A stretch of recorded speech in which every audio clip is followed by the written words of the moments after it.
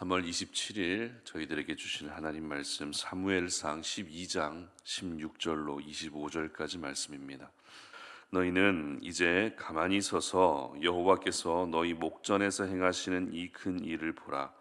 오늘은 밀베는 때가 아니냐. 내가 여호와께 아뢰리니 여호와께서 우레와 비를 내리사 너희가 왕을 구한 일 곧 여호와의 목전에서 범한 죄악의 큼을 너희에게 밝히 알게 하시리라. 이에 사무엘이 여호와께 아뢰매 여호와께서 그날에 우레와 비를 보내시니 모든 백성이 여호와와 사무엘을 크게 두려워하니라. 모든 백성이 사무엘에게 이르되 당신의 종들을 위하여 당신의 하나님 여호와께 기도하여 우리가 죽지 않게 하소서. 우리가 우리의 모든 죄에 왕을 구하는 악을 더하였나이다. 사무엘이 백성에게 이르되 두려워하지 말라. 너희가 과연 이 모든 악을 행하였으나 여호와를 따르는 데에서 돌아서지 말고 오직 너희의 마음을 다하여 여호와를 섬기라. 돌아서서 유익하게도 못하며 구원하지도 못하는 헛된 것을 따르지 말라. 그들은 헛되니라. 여호와께서는 너희를 자기 백성으로 삼으신 것을 기뻐하셨으므로 여호와께서는 그의 크신 이름을 위해서라도 자기 백성을 버리지 아니하실 것이요 나는 너희를 위하여 기도하기를 쉬는 죄를 여호와 앞에 결단코 범하지 아니하고 선하고 의로운 길을 너희에게 가르칠 것인즉 너희는 여호와께서 너희를 위하여 행하신 그 큰 일을 생각하여 오직 그를 경외하며 너희의 마음을 다하여 진실이 섬기라. 만일 너희가 여전히 악을 행하면 너희와 너희 왕이 다 멸망하리라. 아멘.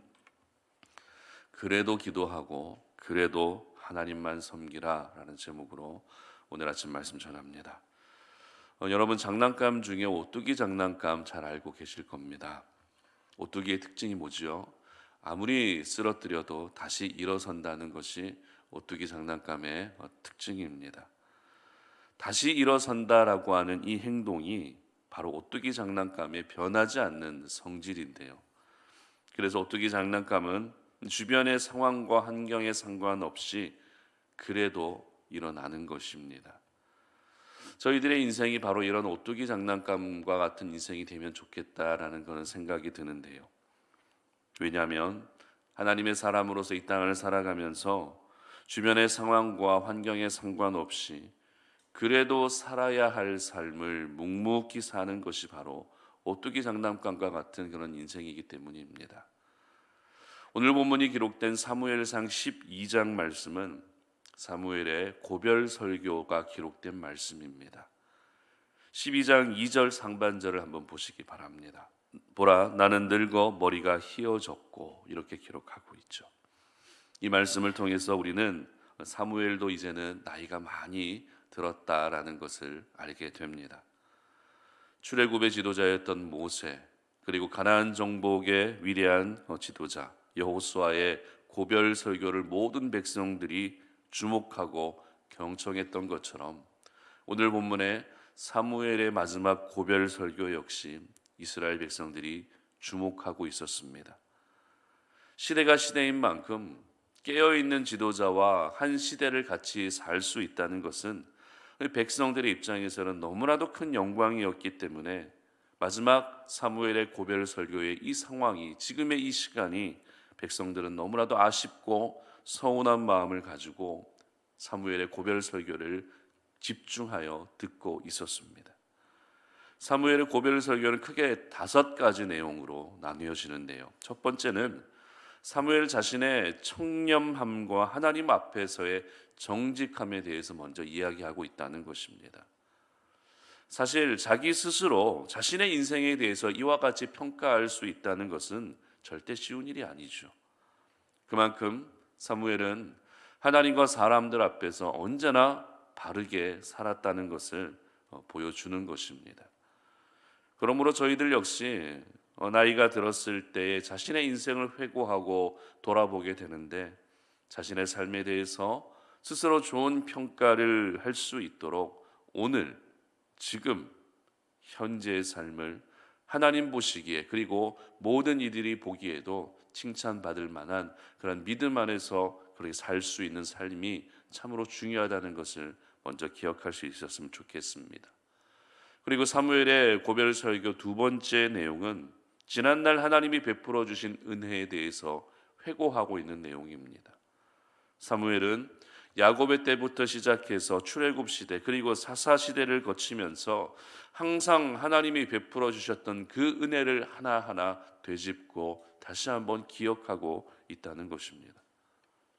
사무엘이 왜 이렇게 하나님의 은혜에 대한 부분을 말하고 있는가 하면 은혜를 잊는 순간 하나님에게서 멀어지기 때문에 이스라엘 백성들이 절대 이 은혜를 잊지 않도록 하기 위함이었던 것입니다. 너희들은 하나님이 베풀어 주셨던 그 은혜를 기억하며 결코 그 은혜의 자리에서 멀어지면 안 된다라는 것을 마지막 고별 설교에서 이렇게 다루고 있었던 것입니다.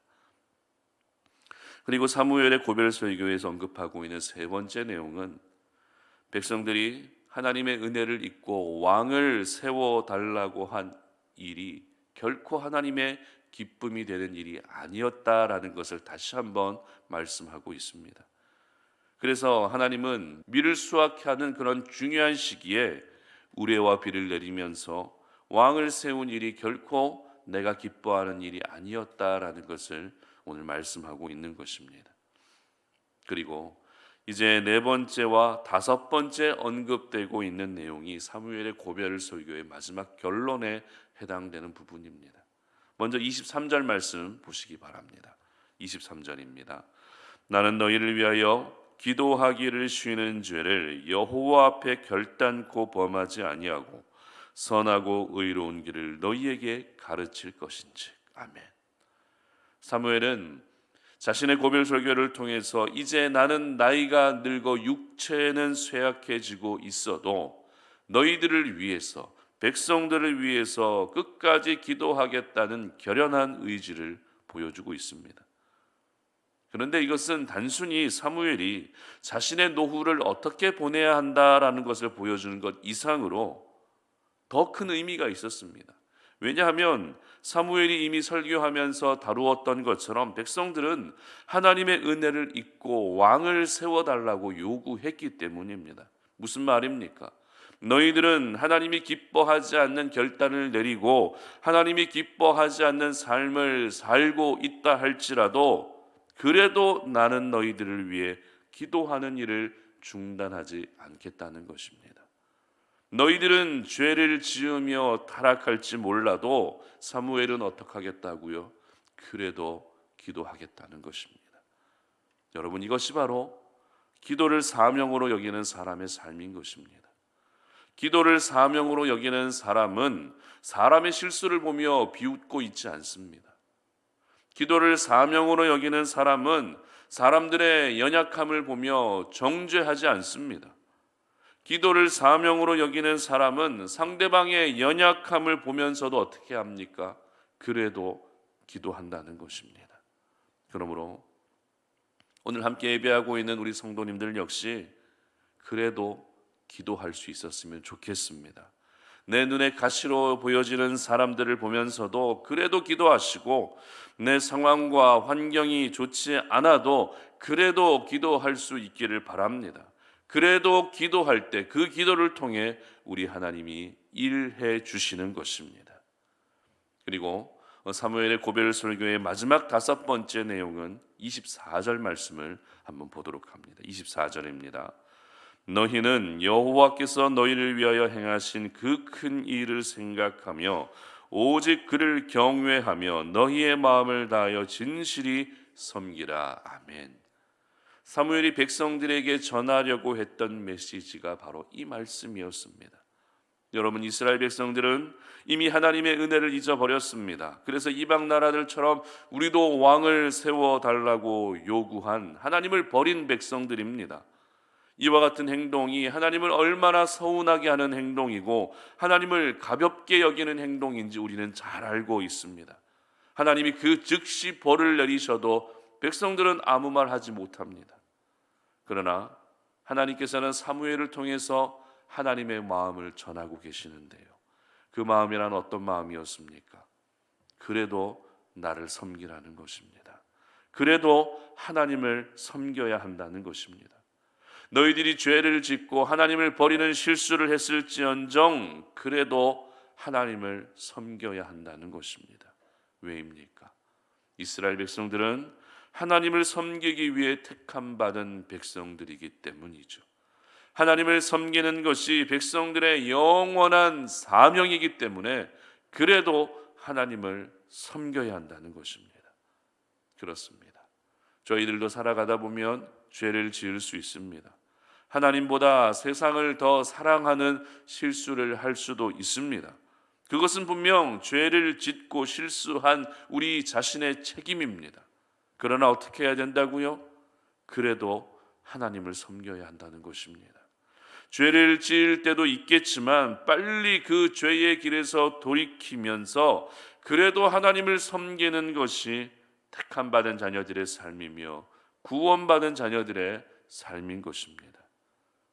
오늘 저희들은 사무엘의 고별 설교를 묵상하면서 오늘 제목과 같이 두 가지 메시지를 꼭 기억할 수 있었으면 좋겠습니다. 그것이 무엇입니까? 그래도 기도해야 되고 그래도 하나님을 섬겨야 한다는 것입니다.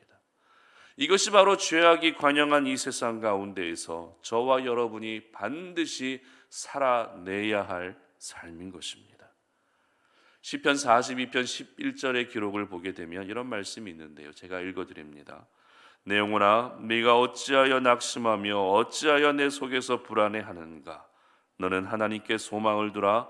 나는 그가 나타나 도우심으로 말미암아 내 하나님을 여전히 찬송하리로다. 아멘.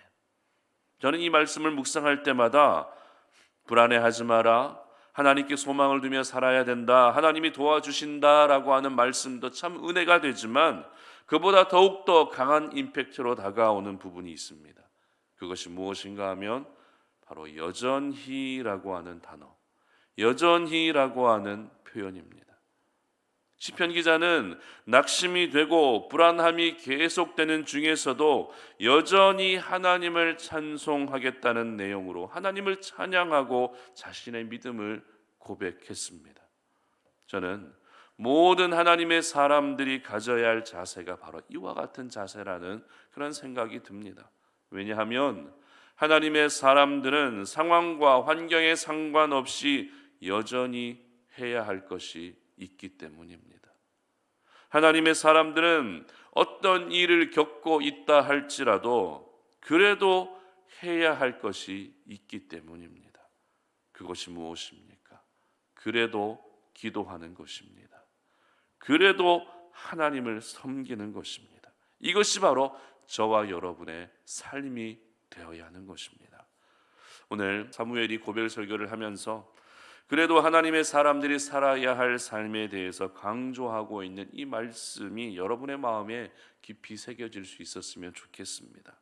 오늘 사무엘이 고별 설교를 했던 이 현장에 나도 역시 함께 자리하고 있다라는 그 마음을 가지시면서 오늘 이 말씀을 여러분 모두 아멘으로 받을 수 있었으면 좋겠습니다. 여러분 그래도 기도하시기 바랍니다. 그래도 하나님을 섬기시기 바랍니다. 그래서 기도의 능력을 경험하시고 하나님을 섬길 때 주어지는 축복을 경험하시는 우리 성도님들 되시기를 주님의 이름으로 축복합니다. 함께 기도하겠습니다. 하나님 감사합니다. 오늘 이 아침에 우리가 주님 앞에 나와 하나님께 기도하면서 이 하루를 시작하며 이번 한 주를 시작합니다. 여러 가지 변수도 많고 여러 가지 방해도 있고 여러 가지 어려움들 속에서도 그럼에도 불구하고 기도의 자리로 나오게 해주셔서 참으로 감사합니다. 하나님, 오늘 우리가 들었던 말씀을 기억하면서 우리가 예수 믿는 하나님의 자녀로 이 땅을 살아갈 때에 내 주변의 상황과 환경에 많은 일들이 일어나지만 그와 같은 상황과 환경에 우리가 너무 많은 영향을 받지 않게 하시고 그 환경과 상관없이 그래도 기도하는 삶을 살게 하시고 그래도 하나님을 섬길 수 있는 믿음의 백성들 되게 하여 주시옵소서. 이번 한 주 우리 성도님들의 삶을 십자가의 보혈로 덮어주시고 어린 양의 보혈로 덮어주셔서 모든 어둠의 영들이 떠나가게 하시고 하나님이 지키시는 은혜, 하나님이 보호해 주시는 은혜, 하나님이 책임져 주시는 은혜를 경험할 수 있는 이번 한 주의 삶이 될 수 있도록 은혜 베풀어 주시옵소서. 감사드리며 예수님의 이름으로 기도드립니다. 아멘.